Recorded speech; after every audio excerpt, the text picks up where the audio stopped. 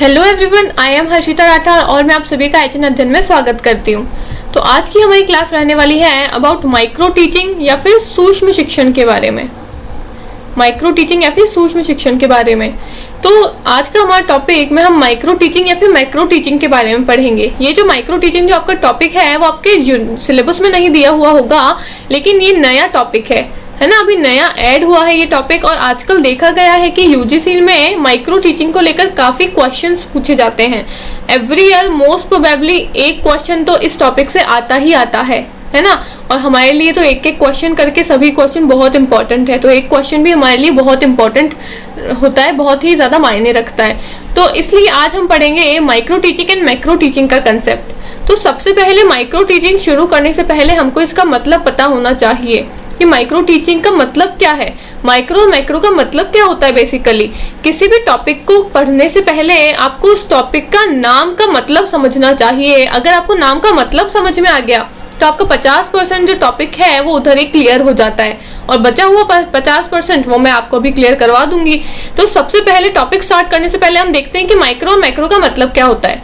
तो micro teaching, micro का मतलब है छोटा माइक्रो का मतलब है छोटा, और मैक्रो मतलब बड़ा, है ना। तो छोटा और बड़ा क्या है। छोटा मतलब छोटे स्तर की टीचिंग, छोटे लेवल की टीचिंग, जहाँ पे सभी चीजें एक छोटे स्तर पे होती है। और मैक्रो मतलब बड़ा, मतलब बड़े स्तर की टीचिंग, मतलब जो नॉर्मल टीचिंग होती है वो, है ना।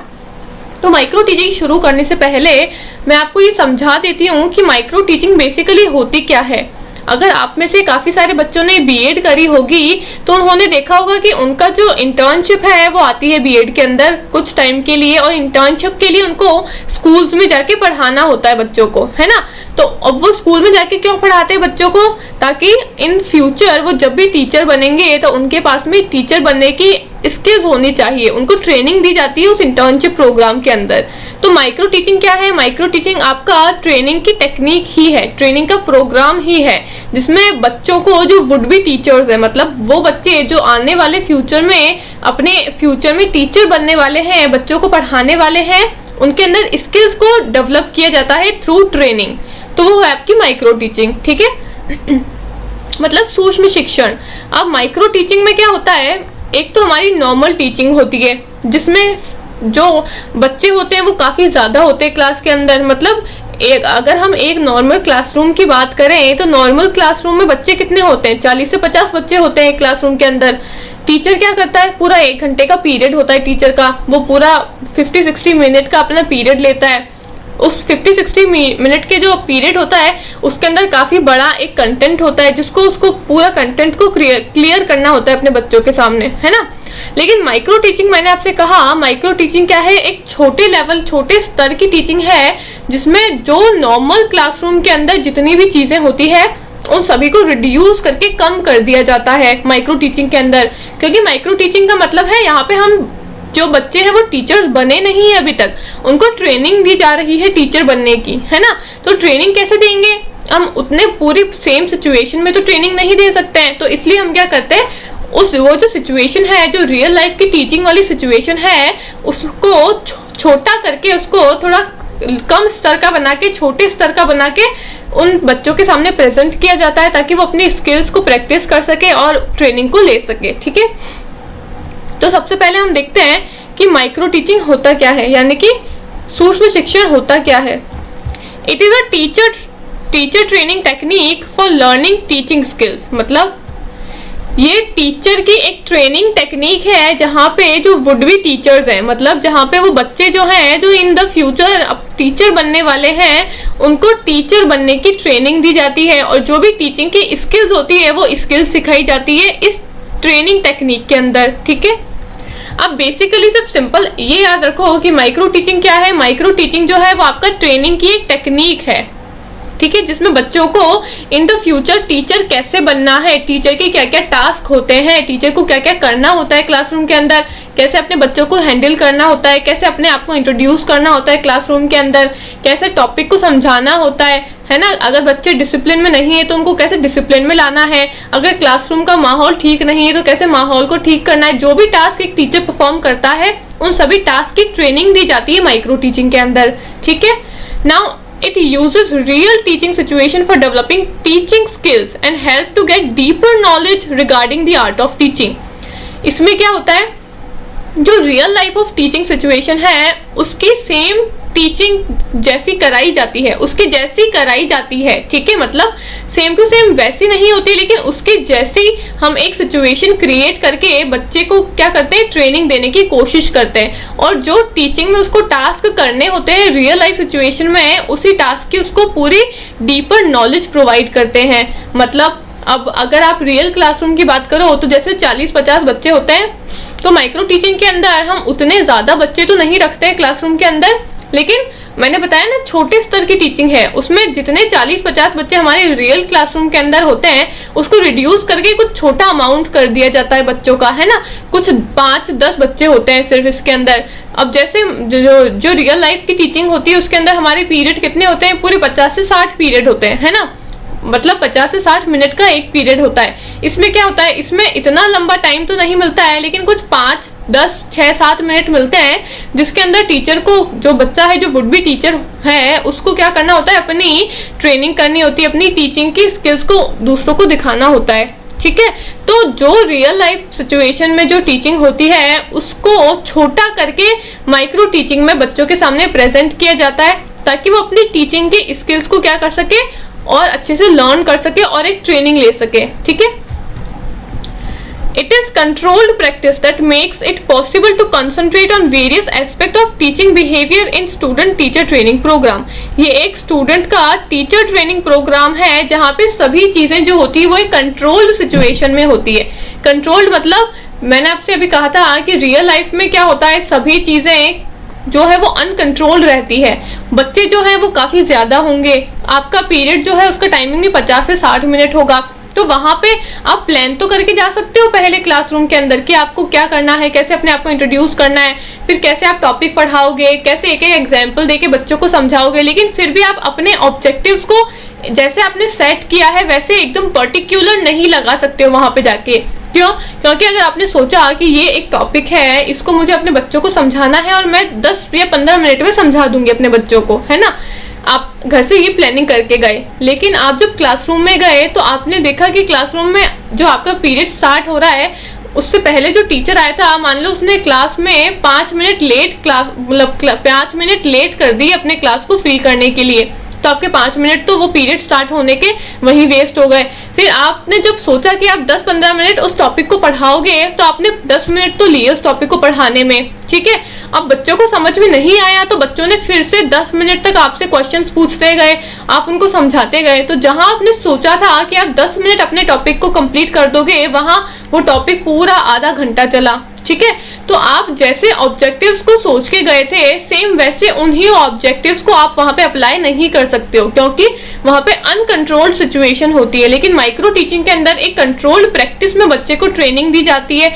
मतलब कुछ 2-4 बच्चे होते हैं, कुछ 5-10 बच्चे होते हैं जिनके सामने जो वुड बी टीचर्स हैं, जो बच्चे हैं जो ट्रेनिंग ले रहे हैं, उनको अपना एक कंटेंट प्रेजेंट करके अपने टीचिंग की स्किल्स को दिखाना होता है ना। एक 5-7 मिनट का ही टीचिंग उनको करनी होती है बच्चों के सामने, पूरा एक 50 से 60 मिनट का लेक्चर भी नहीं होता है। तो सब कुछ कंट्रोल्ड सिचुएशन में होती है। Micro teaching is a training programme that aims at simplifying the complexities of teaching process.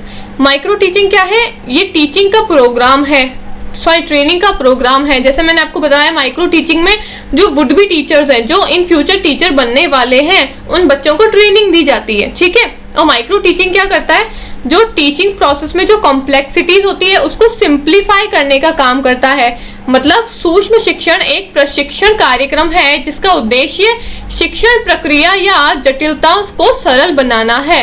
मतलब क्या है इसका, इन फ्यूचर जब हम रियल टीचर बन जाएंगे, जब हम रियल सिचुएशन में अपनी टीचिंग करेंगे, तो वहाँ पे कैसी सिचुएशन होगी, काफ़ी ज़्यादा कॉम्प्लेक्सिटीज आएंगी हमारे सामने। सिचुएशन जो होगी वो इतनी सिंपल नहीं होगी जितनी जब हम ट्रेनिंग लेते हैं तब होती है। अब मैंने आपसे कहा आप क्या सोच के गए थे, लेकिन आपके क्लासरूम में हुआ क्या, है ना। कुछ बच्चे अगर है ना आपको बार बार सवाल पूछेंगे तो आपको उनका जवाब देना होगा। बच्चे अगर आपको बार बार डिस्टर्ब करेंगे तो आपको उनको भी डिसिप्लिन में मेंटेन करना होगा। क्लासरूम एनवायरनमेंट जो है वो भी आपको डिसिप्लिन के अंदर रखना होगा।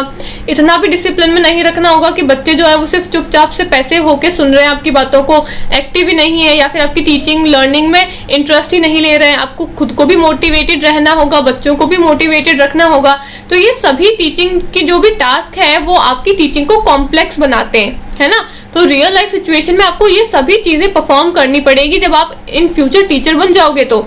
लेकिन जो माइक्रो टीचिंग होती है, जहाँ पे बच्चे को ट्रेनिंग दी जाती है इन फ्यूचर में टीचर बनने की, वहां पे ये सभी चीजें नहीं होती है। वहां पे कंट्रोल्ड सिचुएशन में बच्चे को ट्रेनिंग मिलती है, और इन फ्यूचर इन सभी कॉम्प्लेक्सिटीज को वो कैसे सिंप्लीफाई करके उनको अंडरस्टैंड करके सॉल्व कर सकता है, उन सभी की ट्रेनिंग दी जाती है माइक्रो टीचिंग के अंदर। अंडरस्टूड। अब क्या है देखो,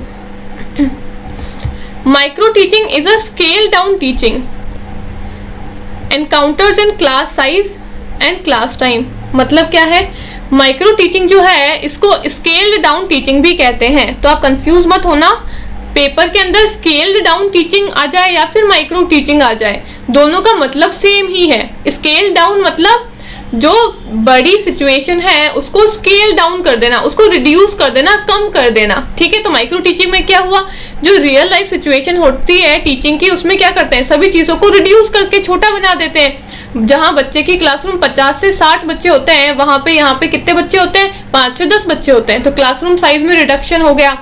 जहाँ पे आपका पीरियड 50 से 60 मिनट का होता है, यहाँ पे माइक्रो टीचिंग के अंदर आपका पीरियड कितना होता है, मतलब एक पूरा पीरियड भी नहीं होता है, सिर्फ 5, 6, 7 मिनट मिलते हैं आपको अपनी टीचिंग को करने के लिए। तो जो रियल लाइफ सिचुएशन में होता है उन सभी चीजों को स्केल डाउन कर दिया जाता है, मतलब रिड्यूस कर दिया जाता है, घटा दिया जाता है माइक्रो टीचिंग के अंदर बच्चे को ट्रेनिंग देने के लिए, ठीक है। तो इसलिए इसको स्केल डाउन टीचिंग भी कहते हैं। Now, micro teaching is a teacher training and faculty development technique whereby teacher reviews a recording of a teaching session to get constructive feedback from peers or student about what has worked and what improvement can be made to their teaching techniques. अब इसका क्या मतलब है जब आप micro teaching के अंदर आप ट्रेनिंग कर रहे हो, है ना, जब आप बीएड के अंदर इंटर्नशिप में जाओगे तो वहां पे आपको दिया जाएगा, एक टॉपिक दिया जाएगा, आपको अपने बच्चों के सामने कुछ 5-10 बच्चे होंगे, उनके सामने आपको क्या करना होगा, उस टॉपिक को प्रेजेंट करना होगा। अब आप जब वो टॉपिक पढ़ाओगे तो पढ़ा लेने के बाद में आपके जो पियर्स हैं, पियर्स मतलब आपके जो भी ग्रुप के मेंबर्स होंगे वो भी वहां बैठे रहेंगे, आपके जो सुपरवाइजर, आपके जो टीचर्स होंगे वो भी वहां पे बैठे रहेंगे क्लासरूम के अंदर ही, है ना। फिर आप जैसे जैसे पढ़ाते जाओगे, जब आपकी 6-7 मिनट का टाइम कंप्लीट हो गया आपका टीचिंग का, तो फिर आपके जो पियर्स और जो आपके सुपरवाइजर्स हैं वो आपको क्या देंगे, फीडबैक देंगे, है ना। आपके पियर्स और आपके जो सुपरवाइजर्स हैं वो आपको फीडबैक देंगे ताकि आपको पता चले आपने कैसे पढ़ाया है। आपने अगर कोई गलतियां करी है तो उस फीडबैक के अकॉर्डिंग आपको उन मिस्टेक्स को क्या करना होगा, दूर करना होगा, है ना, या फिर आपको और क्या सुधार करने की जरूरत है। ये सभी चीजें आपको फीडबैक से पता चलती है। तो जो आपके पियर्स और आपके सुपरवाइजर्स जो है उस क्लासरूम में ही रहेंगे उस टाइम पे जब भी आप टीचिंग कर रहे हो अपने बच्चों के सामने, और वो आपको टीचिंग कंप्लीट होने के बाद में एक फीडबैक देते हैं ताकि आपको पता चले कि आपको अब आगे अगला स्टेप क्या लेना है ना, अपनी टीचिंग में क्या क्या सुधार लाने हैं, या फिर आपने अगर कोई भी प्रॉब्लम्स या कोई भी मिस्टेक्स क्रिएट करी है तो आप जब रियल लाइफ सिचुएशन में टीचर बन जाओगे तो आपको उनको कैसे हैंडल करना है, ये सभी चीजें जो है आपको फीडबैक के थ्रू सिखाई जाती है माइक्रो टीचिंग के अंदर। Understood. Now skills of micro teaching, मतलब माइक्रो टीचिंग जो ट्रेनिंग टेक्निक प्रोग्राम है उसके अंदर आप कौन कौन सी स्किल्स को सीखते हैं।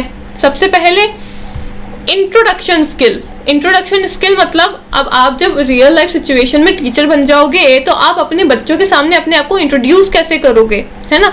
आपका जो इंट्रोडक्शन है वो बच्चों के सामने अच्छा इम्प्रेसिव होना चाहिए, जिससे बच्चे क्या है आपसे पहले ही इंट्रोडक्शन में ही इम्प्रेस हो जाए, है ना। तो इंट्रोडक्शन आपको कैसे देना है वो सिखाया जाता है माइक्रो टीचिंग के अंदर। Next, skill of probing question. Probing मतलब हम इससे पहले वाली क्लास में प्रोबिंग को पढ़ चुके हैं। प्रोबिंग का हिंदी मीनिंग क्या था, जांच करना, है ना। तो आपने जो कुछ भी पढ़ाया है अपने बच्चों को आप बीच बीच में प्रोबिंग करते रहोगे, मतलब बीच बीच में क्वेश्चंस पूछ के जांच करते रहोगे कि जो आप पढ़ा रहे हो उनका ध्यान भी लग रहा है पढ़ाई में या नहीं लग रहा है ना, उनको समझ में आ रहा है, कोई प्रॉब्लम्स तो नहीं हो रही है आप जो पढ़ा रहे हो उसके अंदर। तो ये सब कुछ आप कैसे करोगे, उनसे बार बार क्वेश्चन पूछ के, उनसे बार बार जांच करके, ठीक है।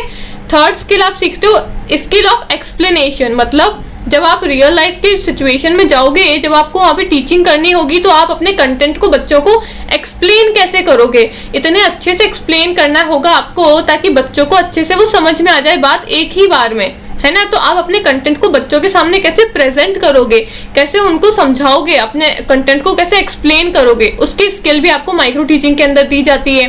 फोर्थ है skill of stimulus variation. Stimulus variation का क्या मतलब होता है, अब आप जब अपनी रियल लाइफ सिचुएशन में टीचिंग करोगे तो आपका बिहेवियर जो है वो कांस्टेंट नहीं रहना चाहिए। मतलब आप ऐसा नहीं कि सिर्फ रोज आ रहे हो क्लास में और एक ही तरह से बच्चों को पढ़ा रहे हो, उससे क्या होगा, बच्चों का जो टीचिंग में इंटरेस्ट है, जो लर्निंग में इंटरेस्ट है, वो खत्म हो जाएगा। उनके अंदर जो मोटिवेशन है नई नई चीज़ों को सीखने का, वो मोटिवेशन भी नहीं आएगा और वो बोरिंग फील करेंगे आपके क्लासरूम के अंदर। तो आपको क्या करना होगा, वैरायटीज ऑफ चीज़ों का यूज़ करना होगा, नई नई टेक्निक्स का यूज करना होगा ताकि बच्चों का इंटरेस्ट बना रहे क्लासरूम के अंदर और उनको जो भी आप पढ़ा रहे हो वो अच्छे से समझ में आ जाए, जल्दी समझ में आ जाए, ठीक है। इसलिए आपको वेरिएशंस का यूज करना होगा, वैरायटीज ऑफ थिंग्स का यूज करना होगा। अब ये सब आपको माइक्रो टीचिंग में सिखाया जाता है। फिफ्थ है skill of black board writing, मतलब ब्लैक बोर्ड पे आपको लिखना कैसे है। अब आप कुछ बच्चों को देखोगे, उनको बोर्ड पे लिखने की प्रैक्टिस नहीं होती है। अब कॉपी में तो लाइंस बनी होती है, हमको उन ब्लॉक्स के अंदर लिखना होता है, तो सिंपली हम लिख देते हैं। लेकिन ब्लैक बोर्ड जो होता है वो प्लेन होता है, उस पर कोई लाइंस नहीं होती है। तो क्या होता है, कुछ बच्चे यहाँ से शुरू करते हैं ब्लैक बोर्ड और लिखते लिखते लिखते लिखते उनका जो ग्राफ है वो पूरा नीचे गिर जाता है। मतलब लिखते लिखते बिल्कुल नीचे आ जाते हैं, वो लाइन स्ट्रेट बनने के बजाय वो ग्राफ जो है वो नीचे गिर जाता है ना। तो उनको अपने बच्चों के सामने ऐसे इस हैंडराइटिंग से नहीं लिखना है। अगर वो ऐसे लिखेंगे तो बच्चे उन पे हंसेंगे, उनको खुद को भी समझ नहीं आएगा कि अब उनको क्या करना है इस सिचुएशन में, है ना बच्चे उनको सीरियसली ले पाएंगे।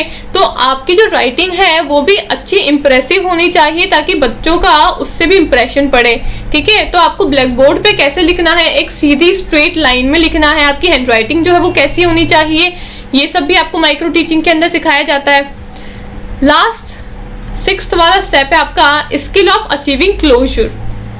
स्किल ऑफ अचीविंग क्लोजर क्या है, आपने जो भी कंटेंट पढ़ा दिया आपकी क्लासरूम के अंदर at the end of the period, मतलब आपने जो भी कुछ पढ़ा दिया, अब पीरियड के लास्ट में आपका जब कंटेंट खत्म हो गया तो आप अपने पूरे टॉपिक को क्या करोगे, समराइज करोगे और समराइज करके बच्चों के सामने प्रेजेंट करोगे कि आज हमने क्या क्या पढ़ा है ना। जैसे मैं अपनी हर क्लास में करती हूँ, अगर मैंने आज माइक्रो टीचिंग पढ़ाई है तो मैं अब अपना क्लास खत्म करने के बाद में आपको बताऊंगी कि हमने पहले माइक्रो टीचिंग पढ़ा, मैक्रो टीचिंग पढ़ा, इनके मतलब देके फिर हमने माइक्रो टीचिंग को देखा कि भाई माइक्रो टीचिंग होता क्या है।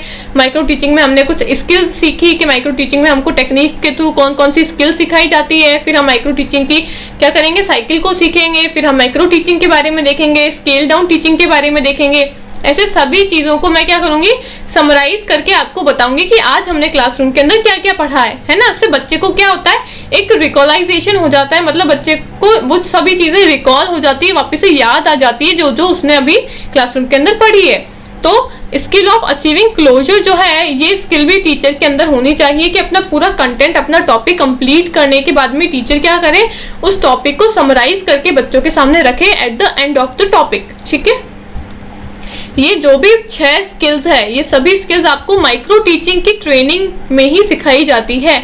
सबसे पहले तो इंट्रोडक्शन कैसे देना है, सेकंड प्रोबिंग, आप अपने बच्चों को बार बार क्वेश्चंस के थ्रू क्या करते रहो, उनका इंटरेस्ट रखो अपनी टीचिंग के अंदर और उनको चेक करते रहो कि उनको समझ में आ रहा है नहीं समझ में आ रहा है। थर्ड है स्किल ऑफ एक्सप्लेनेशन, कि आपको अपने कंटेंट को एक्सप्लेन कैसे करना है बच्चों के सामने। फोर्थ है स्टिम्युलस वेरिएशन, आपकी चीज़ों में, आपके बिहेवियर में वैरायटी होनी चाहिए, बच्चों का इंटरेस्ट बना रहे इसलिए।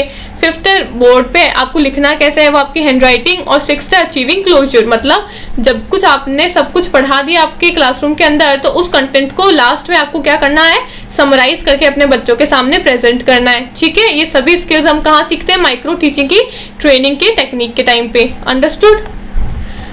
अब हम कुछ ऑब्जेक्टिव्स देखते हैं कि माइक्रो टीचिंग के ऑब्जेक्टिव्स क्या हैं।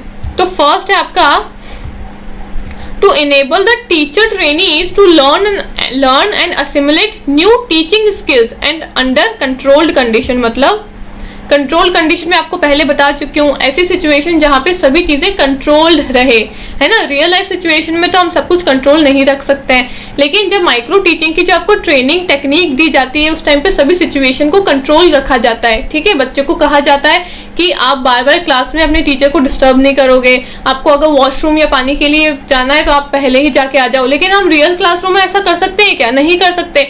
बच्चे को अगर कुछ पूछना है तो वो आपको पूछेगा भी सही, आपको डिस्टर्ब भी करेगा क्लासरूम के अंदर बार बार। अगर उसको वाटर और वॉशरूम के लिए बाहर जाना है तो वो उसके लिए भी आपसे परमिशन मांगेगा। लेकिन माइक्रो टीचिंग में जो टीचिंग ट्रेनिंग स्टार्ट होने वाली होती है उससे पहले ही बच्चों को कह दिया जाता है कि आप ना कुछ सवाल पूछोगे, सिर्फ टीचर का रोल क्या रहेगा, वो वहां पे बच्चों के सामने अपनी ट्रेनिंग को प्रेजेंट करेगा, मतलब अपनी टीचिंग स्किल्स को प्रेजेंट करेगा। और फिर जो लोग बैठे हैं वहां पे सामने, जो उसके ग्रुप के लोग हैं या फिर उसके जो सुपरवाइजर्स हैं, वो क्या करेंगे, टीचिंग करने के बाद में उसको फीडबैक देंगे, ठीक है। तो एक कंट्रोल सिचुएशन में क्या करा जाता है, बच्चे को ट्रेनिंग दी जाती है रियल टीचर बनने की।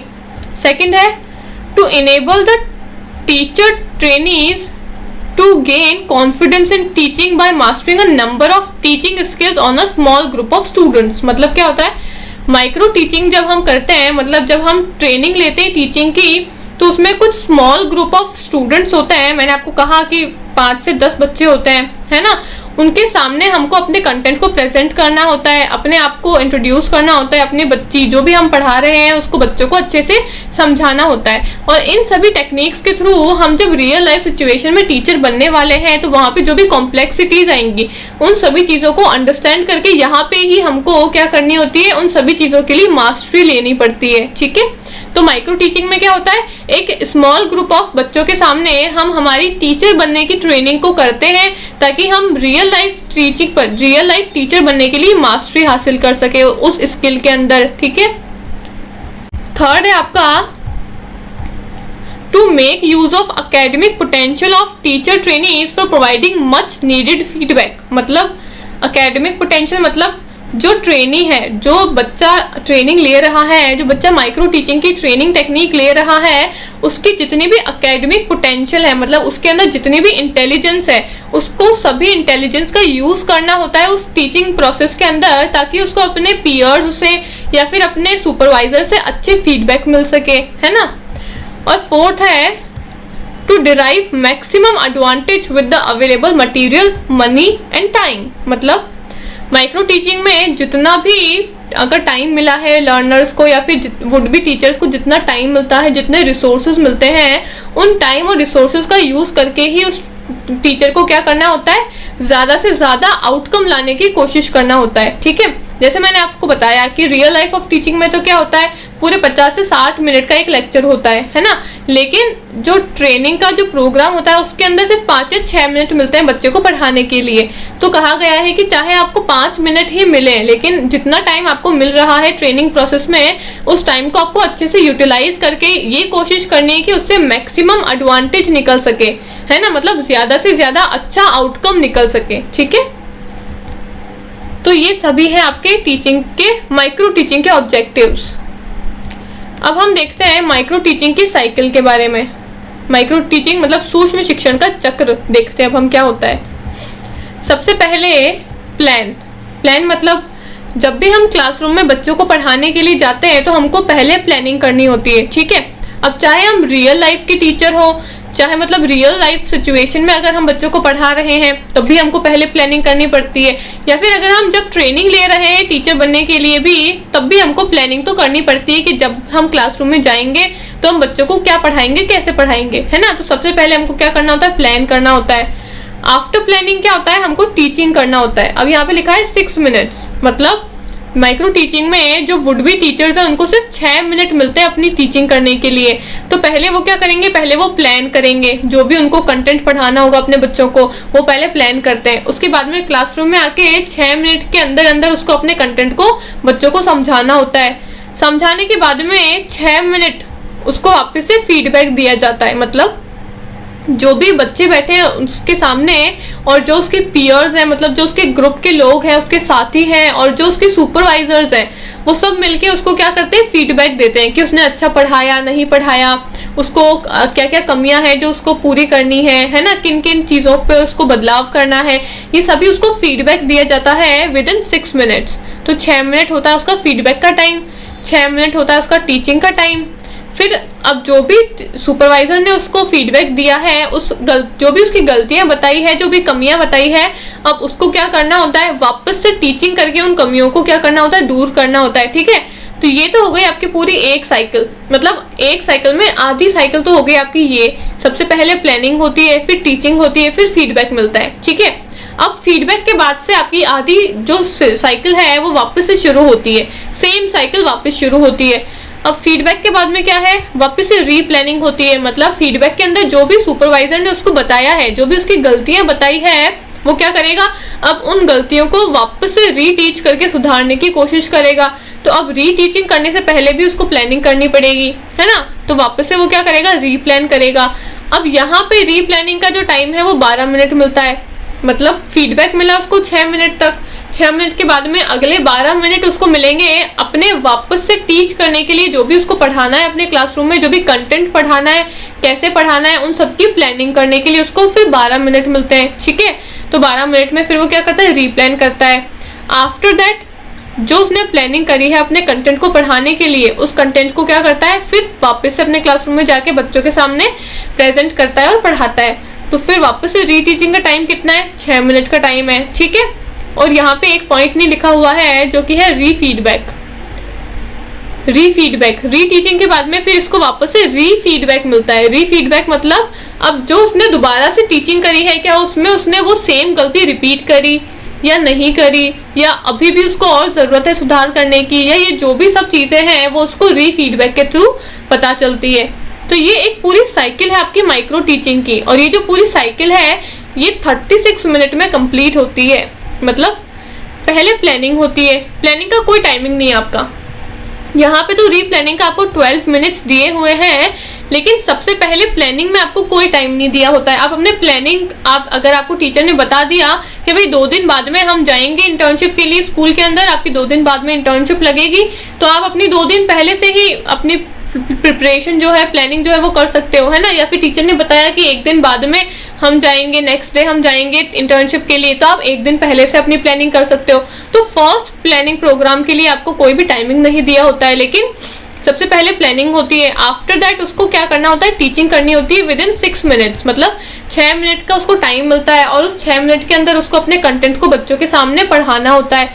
फिर उसको 6 मिनट के अंदर फीडबैक मिलता है, मतलब जो भी उसके सुपरवाइजर्स और जो भी उसके पीयर ग्रुप्स को लगता है कि उसके अंदर क्या क्या सुधार करने की और ज़रूरत है, या क्या क्या उसने गलतियां करी है, वो सभी चीज़ें फिर उस बच्चे को बताई जाती है ना, ताकि वो उसके अंदर सुधार ला सके।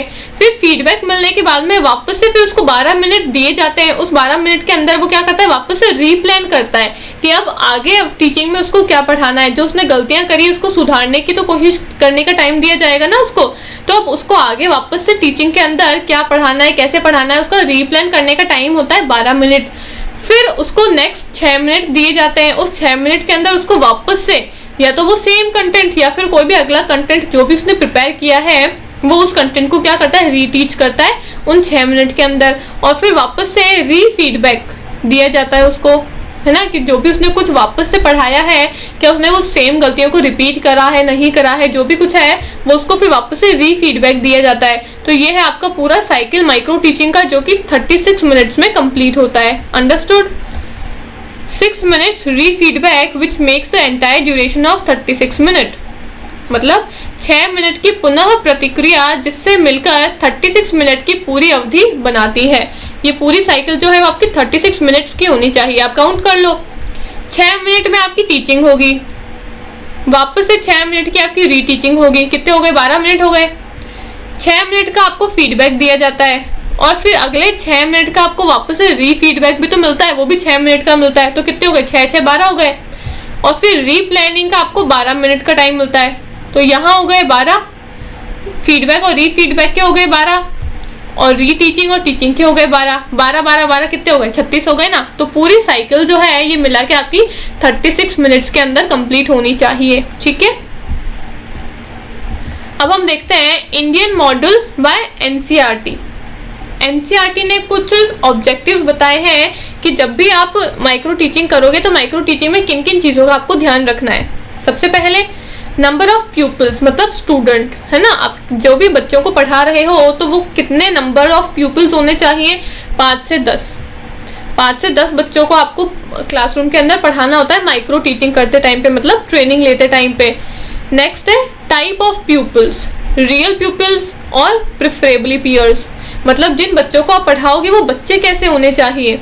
आप कुछ रियल बच्चों को भी ला सकते हो अपने क्लासरूम के अंदर, जो भी 5-10 बच्चों का दिया है ना नंबर, उन 5-10 बच्चों में या तो आप कुछ बच्चों को रियल जो बच्चे हैं, रियल प्यूपल्स जो हैं उनको भी ला सकते हो, या फिर प्रेफरेबली पीयर्स मतलब जो आपके ग्रुप के साथी हैं आप उनको भी अपने सामने बिठा सकते हो, ठीक है।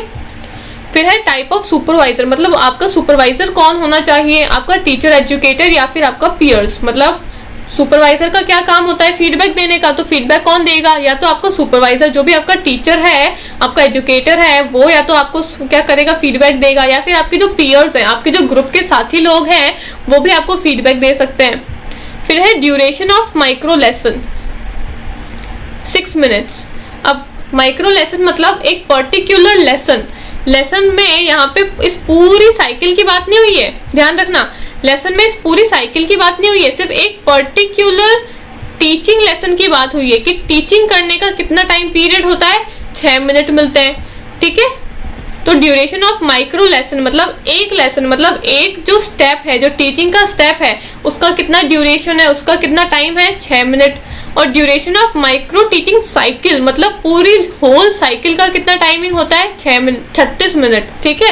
तो आपको याद रखना है, क्वेश्चन पूछे अगर इस पूरी साइकिल के लिए कि इस पूरी साइकिल को कंप्लीट होने में कितना टाइम लगता है, तो 36 मिनट लगते हैं। और ये क्वेश्चन पूछे है कि सिर्फ टीचिंग करने के लिए कितना टाइम मिलता है, तो 6 मिनट मिलता है। सिर्फ फीडबैक के लिए 6 मिनट मिलते हैं, री प्लानिंग के लिए 12 मिनट मिलते हैं, और री टीचिंग के लिए 6 मिनट मिलते हैं, और री फीडबैक के लिए भी 6 मिनट मिलते हैं, ठीक है। तो पूरी साइकिल के होते हैं 36 मिनट और सिर्फ टीचिंग के मिलते हैं 6 मिनट, ये आपको याद रखना है, ठीक है।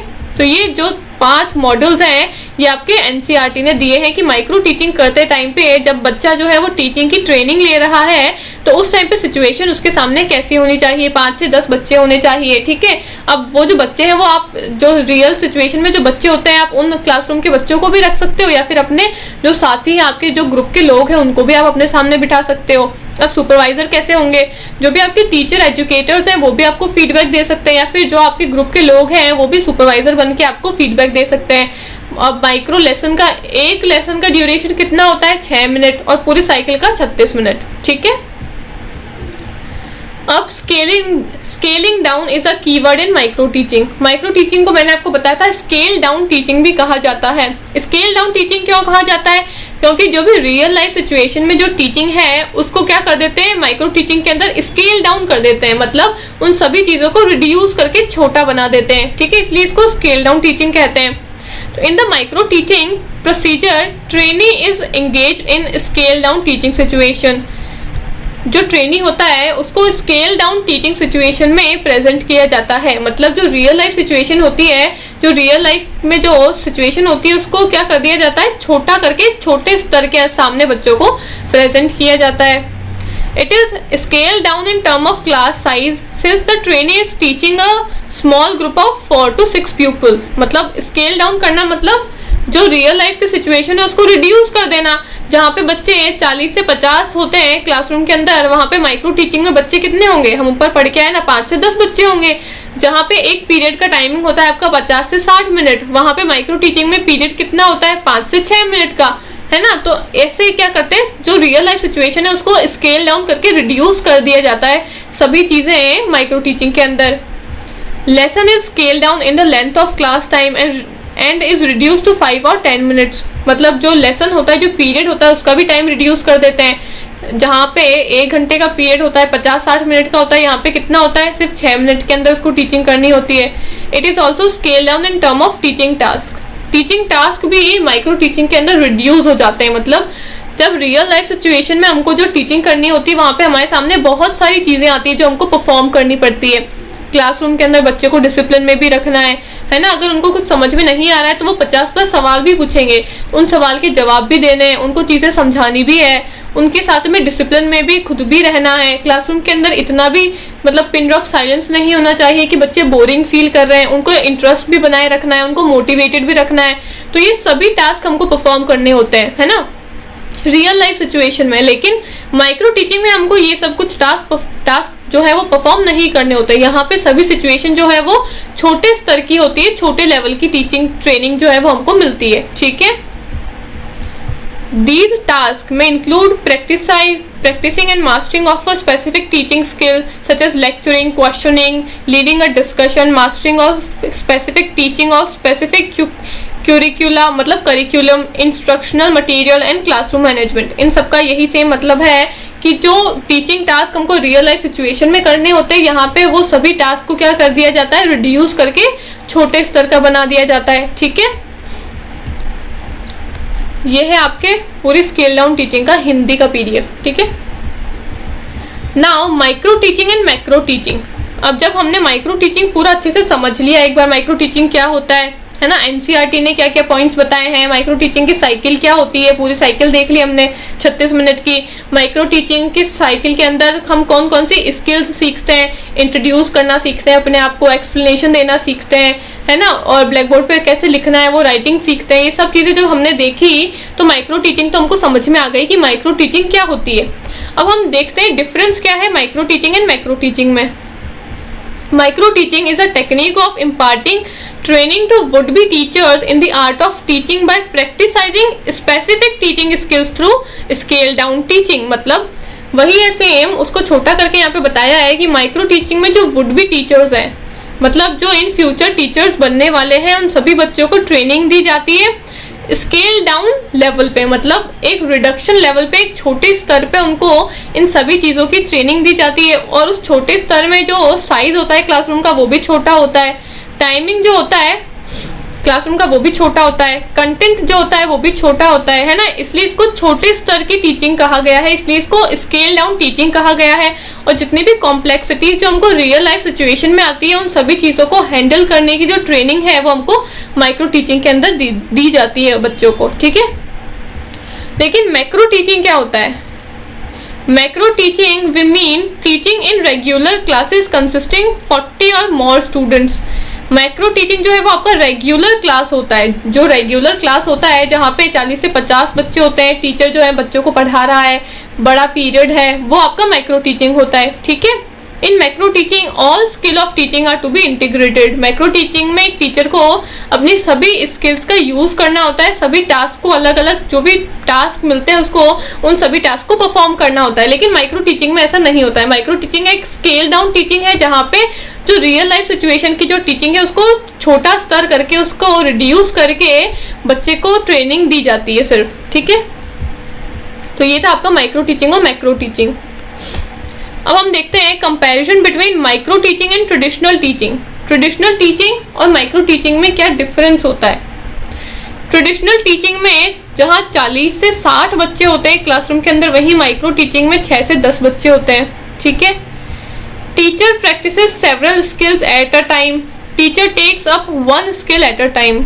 मतलब जो ट्रेडिशनल टीचिंग होती है, जो हमारा रियल क्लासरूम सिचुएशन होती है, यहाँ पे टीचर को अलग अलग टास्क करने पड़ते हैं। बच्चे को डिसिप्लिन में भी रखना है, मोटिवेटेड भी रखना है, इंटरेस्टेड भी रखना है ना, बच्चे को समझाना भी है चीज़ों को, तो उसको काफ़ी सारे टास्क करने पड़ते हैं। लेकिन माइक्रो टीचिंग के अंदर ये सभी टास्क नहीं करने पड़ते, सिर्फ उसको एक स्किल करनी होती है। वो स्किल क्या होती है? सिर्फ उसको क्लासरूम में जाके 6 मिनट तक अपनी जो टीचिंग है वो उस एक स्किल का प्रदर्शन करना होता है बच्चों के सामने। Duration is 40 to 45 minutes. जो ट्रेडिशनल टीचिंग है, मतलब जो रियल क्लासरूम है, वो जो है उसका टाइम होता है 40 से 50 मिनट का, लेकिन इसका टाइमिंग होता है 5 से 7 मिनट का। माइक्रो टीचिंग का टाइमिंग क्या होता है? 5 से 7 मिनट, और 5 से 7 भी नहीं है, एग्जैक्ट क्या टाइमिंग है मैंने बताया था ना, 6 मिनट। टीचिंग करने के लिए कितना टाइम मिलता है? 6 मिनट मिलते हैं। Immediate feedback is not available, लेकिन माइक्रो टीचिंग में इमीडिएट फीडबैक इज अवेलेबल। मतलब हमने जब रियल लाइफ सिचुएशन के अंदर बच्चों को पढ़ाया, तो आज मैंने पूरा 60 मिनट लेके, पूरा 1 घंटा लेके अपने बच्चों को पूरा कंसेप्ट क्लियर करके बताया, ठीक है। अब अगर बच्चों को कुछ समझ में नहीं आता है तो वो मुझे बीच बीच में पूछ सकते हैं, लेकिन वो घर पे जाएंगे, वापस से उस कंसेप्ट को क्या करेंगे? रिवाइज करेंगे, उसके कुछ क्वेश्चंस लगाएंगे। फिर दूसरे दिन आके अगर उनको कुछ समझ में नहीं आता है तो फिर वो मुझे बता सकते हैं कि उनको क्या समझ में नहीं आया है ना। या फिर बाद में जब भी मैं 2-3 दिन बाद में, 1 महीने बाद में उनके जब भी टेस्ट होंगे, एग्जाम्स होंगे, तो मैं क्या करूंगी, बच्चों को चेक करूंगी, उनका एग्जाम लूंगी और फिर देखूंगी उनके मार्क्स कि उनके मार्क्स कैसे आए, और उनके मार्क्स से मुझे क्या मिलेगा, फीडबैक मिलेगा, और मुझे ही पता चलेगा कि हाँ जो मैंने पढ़ाया वो बच्चों को समझ में आया है ना। लेकिन माइक्रो टीचिंग में क्या होता है, आपको इमीडिएट फीडबैक दिया जाता है। 6 मिनट आपने अगर टीचिंग करी तो उस 6 मिनट का जो फीडबैक है वो आपको इंस्टेंट मिलता है, हाथों हाथ मिलता है। जो आपके सुपरवाइजर है वो आपको उसी टाइम पे बताते हैं कि आपने कहाँ कहाँ गलतियां करी है, कहाँ कहाँ आपको सुधार की जरूरत है, ठीक है। तो माइक्रो टीचिंग में जो फीडबैक है वो आपको इंस्टेंट दिया जाता है, ठीक है। तो ये था आपका आज का क्लास, जिसमें हमने माइक्रो टीचिंग और ट्रेडिशनल टीचिंग में क्या देखे, डिफरेंसेस देखे।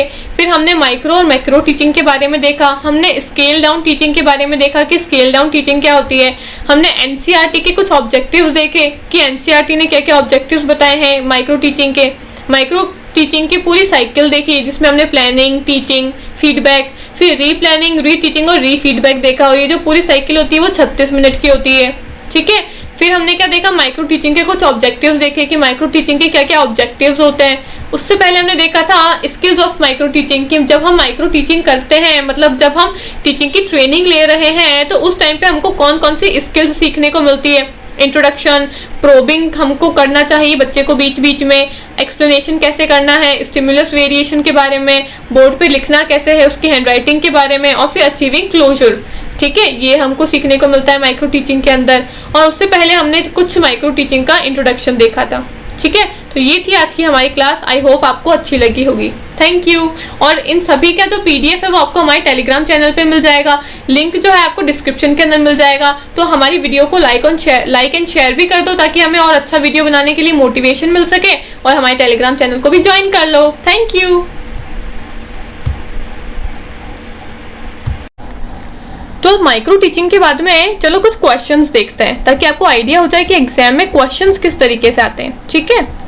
तो फर्स्ट क्वेश्चन है, which of the following is the quality of a teacher. इन चारों में से कौन सी क्वालिटी है जो एक टीचर की होनी चाहिए, मतलब कौन सी विशेषता है या कौन सा गुण है जो एक शिक्षक के अंदर होना चाहिए। फर्स्ट है, presenting the content matter in an effective way and explaining leading to better understanding of the matter, मतलब विषय वस्तु को प्रभावी तरीके से प्रस्तुत करना, समझाना, जिससे मामले की बेहतर समझ हो। दूसरा है, विभिन्न शिक्षण पद्धतियों के लिए प्रशिक्षित होना चाहिए, मतलब should be trained to various teaching methodologies, मतलब टीचर जो है वो ट्रेंड होना चाहिए अलग अलग तरीके से बच्चों को पढ़ाने के लिए, उसके पास में अच्छी ट्रेनिंग होनी चाहिए। थर्ड है, जो शिक्षा शास्त्र को समझे, मतलब शुड अंडरस्टैंड द पेडागोजी। इन तीनों में से कौन सी विशेषताएं जो है वो एक टीचर के अंदर या फिर एक शिक्षक के अंदर होनी चाहिए। सबसे पहला है, एक टीचर के अंदर ये विशेषता होनी चाहिए कि वो जो भी कंटेंट प्रेजेंट कर रहा है अपने बच्चों के सामने एक अफेक्टिव तरीके से प्रेजेंट करे, एक प्रभावी तरीके से बच्चों के सामने प्रेजेंट करे, ताकि उनको अच्छे से वो चीज़ समझ में आए, अच्छे से वो चीज़ को वो याद कर सकें। सेकेंड दिया हुआ है, should be trained to various teaching methodologies, मतलब जो टीचर है वो इतना अच्छे से ट्रेंड होना चाहिए कि वो अलग अलग तरीके से अलग अलग मेथड्स का यूज करके अपने स्टूडेंट को पढ़ा सके, उसके पास में एक प्रॉपर ट्रेनिंग होनी चाहिए। थर्ड है, शुड अंडरस्टैंड पेडागोजी, मतलब जो शिक्षा शास्त्र को समझ सके, जो पेडागोजी को समझ सके, ठीक है, मतलब छोटे बच्चों को भी समझ सके, बड़े बच्चों को भी समझ सके। ये सारी क्वालिटीज एक टीचर के अंदर होनी चाहिए, ठीक है। तो आपका आंसर है all of the above. Teacher जो है वो एक इफेक्टिव तरीके से पढ़ाने वाला भी होना चाहिए, दूसरा टीचर के पास में अच्छी ट्रेनिंग्स भी होनी चाहिए, और तीसरा वो पेडागोजी को या फिर एंड्रागोजी या फिर किसी भी मॉडल को समझने वाला भी होना चाहिए, ठीक है। तो आपका आंसर जो है वो है ऑल ऑफ द अबव। ये सारी क्वालिटीज एक टीचर के अंदर होनी चाहिए। अंडरस्टूड। नेक्स्ट क्वेश्चन है, Which characteristics from the following is least concerned with teacher, मतलब निम्नलिखित में से कौन सी विशेषता एक शिक्षक से कम संबंधित है।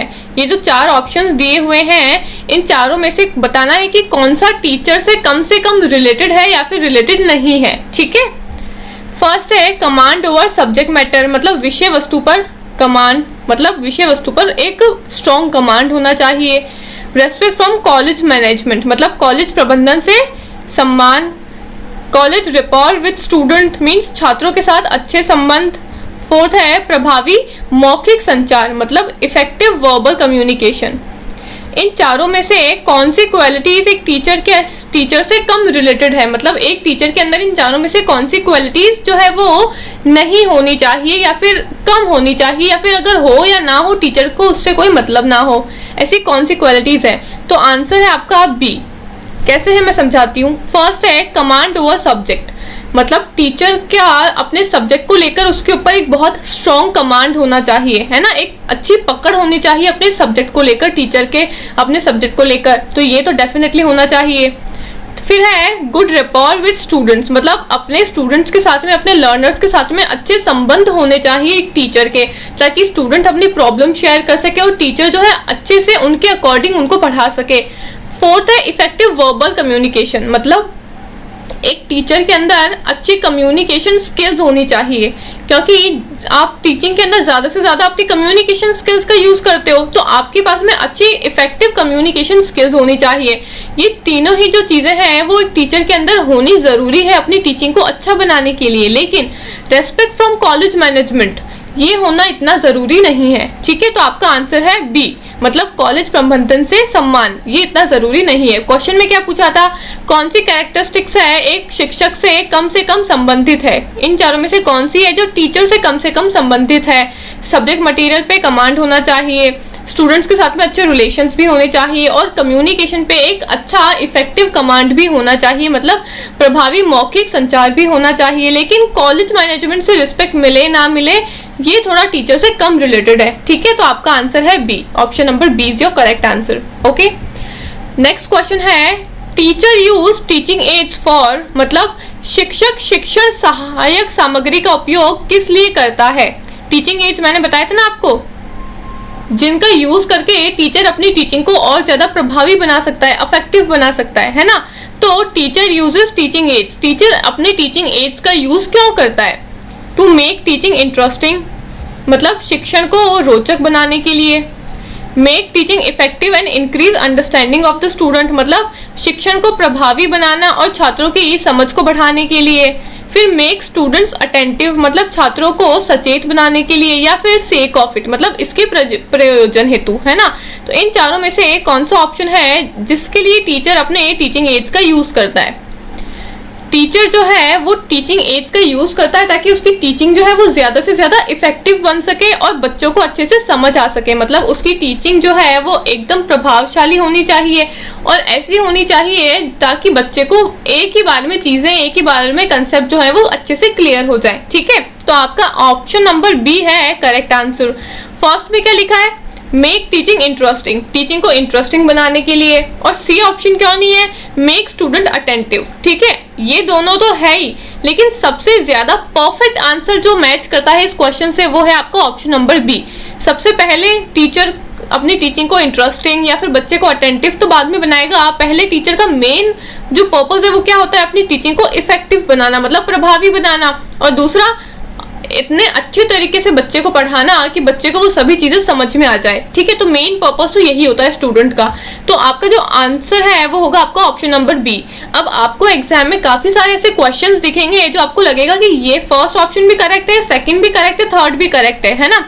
मतलब जो जितने भी ऑप्शंस दिए हुए हैं आपको मैक्सिमम नंबर ऑफ ऑप्शंस जो है वो करेक्ट नजर आएंगे क्वेश्चन के अंदर, लेकिन आपको जो सबसे परफेक्ट वाला ऑप्शन है, जो सबसे परफेक्टली मैच करता है, सबसे पहले उसको टिक मार्क करना है, ठीक है।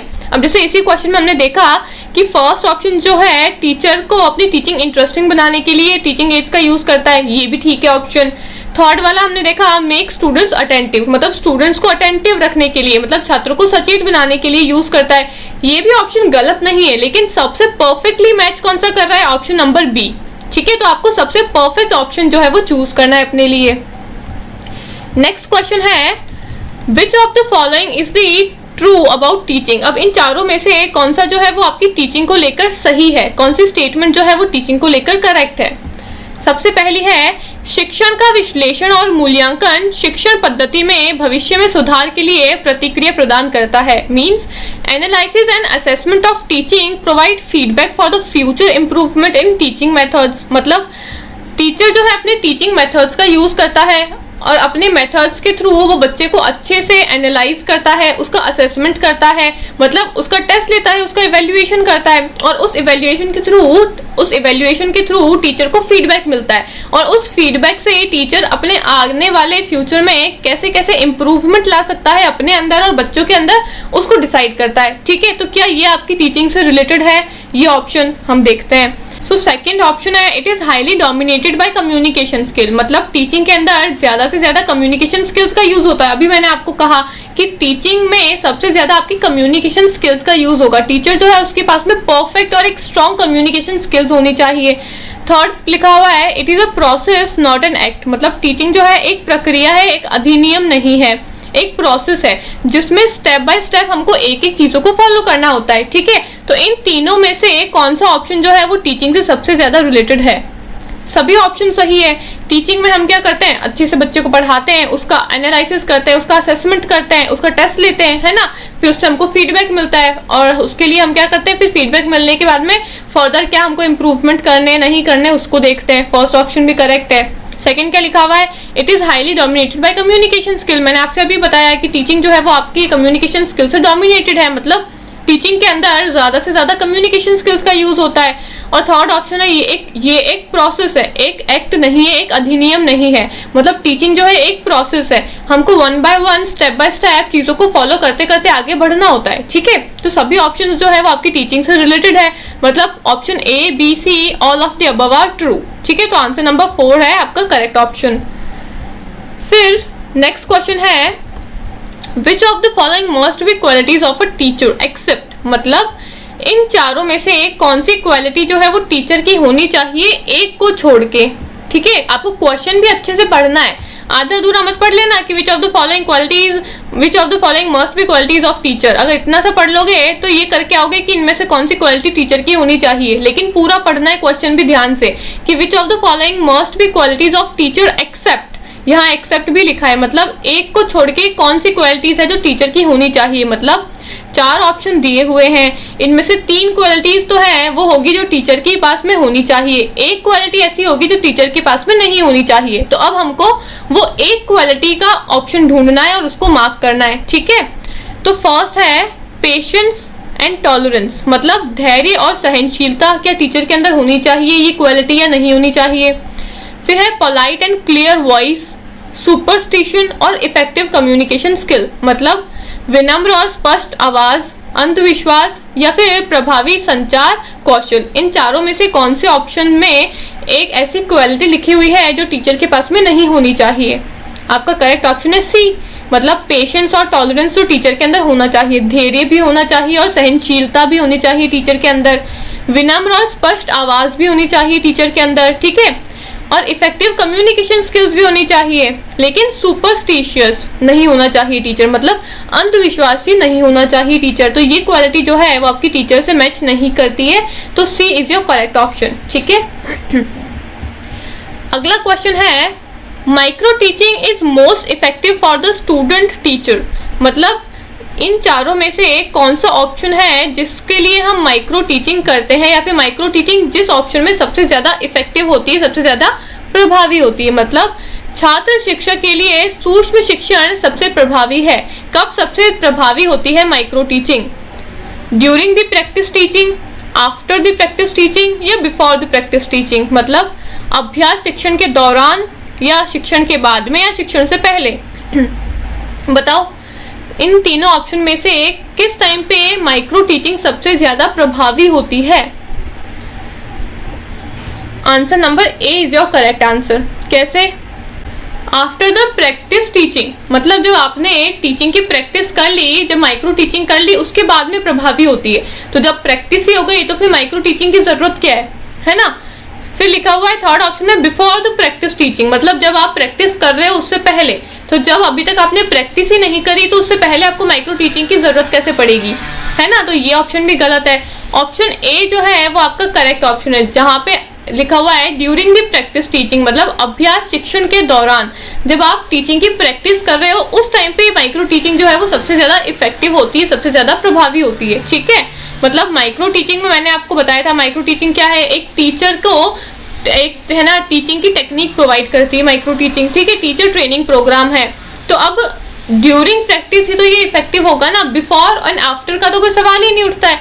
जब आप टीचिंग की प्रैक्टिस कर रहे हो उसी टाइम पे माइक्रो टीचिंग जो है वो इफेक्टिव होगी। क्यों? क्योंकि ये आपको टीचिंग की ट्रेनिंग प्रोवाइड करती, टीचिंग की ट्रेनिंग टेक्निक प्रोवाइड करती। तो बिफोर टीचिंग तो ये कैसे इफेक्टिव होगी? बिफोर टीचिंग मतलब जब आप प्रैक्टिस कर रहे हो टीचिंग की, तो उससे पहले ये इफेक्टिव कैसे हो सकती है? उससे पहले तो माइक्रो टीचिंग होगी ही नहीं और उसके बाद में भी नहीं होगी। माइक्रो टीचिंग कब होगी? जब आप क्या कर रहे हो, टीचिंग की ट्रेनिंग ले रहे हो। तो आपका करेक्ट ऑप्शन है answer number A, during the practice teaching, ठीक है। नेक्स्ट क्वेश्चन है, who developed micro teaching method? Dwight W Allen, ठीक है, आपको ये नाम याद रखना है कि माइक्रो टीचिंग को किसने डेवलप किया था? डी वाइट डब्ल्यू एलन ने, ओके। नेक्स्ट क्वेश्चन है, पर्पस ऑफ माइक्रो टीचिंग, मतलब माइक्रो टीचिंग का उद्देश्य क्या है? सूक्ष्म शिक्षण का उद्देश्य क्या होता है? सबसे पहले to analyse the performance of trainee teacher and suggest feedback, मतलब प्रशिक्षु अध्यापकों द्वारा ली गई कक्षाओं का विश्लेषण व उन्हें प्रतिपुष्टि देना। सेकंड है teaching lesson in micro part for better understanding, मतलब बेहतर समझ के लिए पाठ को सूक्ष्म करना। फिर माइक्रो मैनेज स्टूडेंट्स बिहेवियर, मतलब शिक्षार्थियों के व्यवहार का सूक्ष्म प्रबंधन। या फिर teaching by using microphone for the benefits of deaf student, मतलब बधिर बच्चों के लिए माइक्रोफोन से पढ़ाना। इन चारों ऑप्शन में से हम कब माइक्रो टीचिंग करते हैं, मतलब माइक्रो टीचिंग का उद्देश्य क्या है?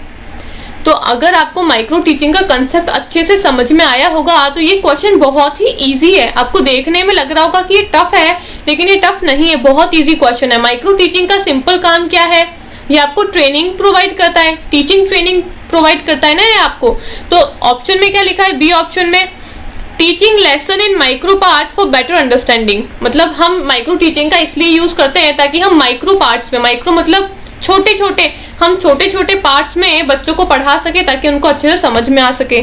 ऐसा तो कुछ बच्चों के समझ से तो इसमें रिलेटेड कुछ था ही नहीं ना, ये तो टीचर की ट्रेनिंग के लिए है। तो ये ऑप्शन तो आपका एलिमिनेट हो जाएगा। थर्ड लिखा हुआ है माइक्रो मैनेज स्टूडेंट्स बिहेवियर, मतलब इस टीचिंग के थ्रू हम स्टूडेंट के बिहेवियर को मैनेज कर सकते हैं, उनके व्यवहार को मैनेज कर सकते हैं। ये भी ऐसा कुछ नहीं पढ़ा हमने इसके अंदर। फोर्थ ऑप्शन क्या लिखा है? जो डेफ स्टूडेंट्स हैं, मतलब जो स्टूडेंट्स पढ़ नहीं सकते उनके लिए हम माइक्रोफोन का यूज करते हैं ताकि उनको अच्छे से समझ में आ सके चीजें, इसलिए इसका नाम माइक्रो टीचिंग है। तो ऐसा भी हमने कुछ नहीं पढ़ा है, लेकिन हमने जो पढ़ा है वो क्या पढ़ा है? To analyse the performance of trainee teacher and suggest feedback, मतलब माइक्रो टीचिंग में जो ट्रेनी टीचर्स हैं, जो वुड बी टीचर्स हैं, जो फ्यूचर में टीचर बनने वाले हैं, उनका एक ट्रेनिंग प्रोग्राम है जिसके थ्रू उनको ट्रेनिंग दी जाती है और उसी ट्रेनिंग के अंदर उनको फीडबैक मिलता है कि उनको आगे क्या करना है, किस किस चीज़ों पे इम्प्रूवमेंट करना है, किस किस चीज़ों पे अपनी सुधार लेके आनी है, ठीक है। तो फर्स्ट ऑप्शन जो है वो आपका माइक्रो टीचिंग से रिलेटेड है। मतलब माइक्रो टीचिंग का मेन पर्पस क्या होता है? जो आपके ट्रेनिंग टीचर्स है, जो ट्रेनी टीचर्स है, जो वुड बी टीचर्स है, जो इन फ्यूचर में टीचर बनने वाले हैं, उनको ट्रेनिंग प्रोवाइड करना और उसी ट्रेनिंग के बीच में उनको फीडबैक मिलता है उनके पीयर्स के थ्रू या फिर उनके गाइड के थ्रू, है ना। और फिर वो जो इंस्ट्रक्टर है जो उनको फीडबैक देता है उसके अकॉर्डिंग फिर जो भी बच्चा है, जो भी ट्रेनी है, वो क्या करता है? अपना चेक करता है कि उसको आगे अपनी परफॉर्मेंस में क्या इंप्रूवमेंट लाना है, ठीक है। तो ये मेन फंक्शन होता है माइक्रो टीचिंग का, ट्रेनिंग प्रोवाइड करना, ठीक है। नेक्स्ट क्वेश्चन है, micro teaching is use to teach, micro teaching का हम किस लिए यूज करते हैं? इन चारों में से किस तरह के बच्चों को पढ़ाने के लिए?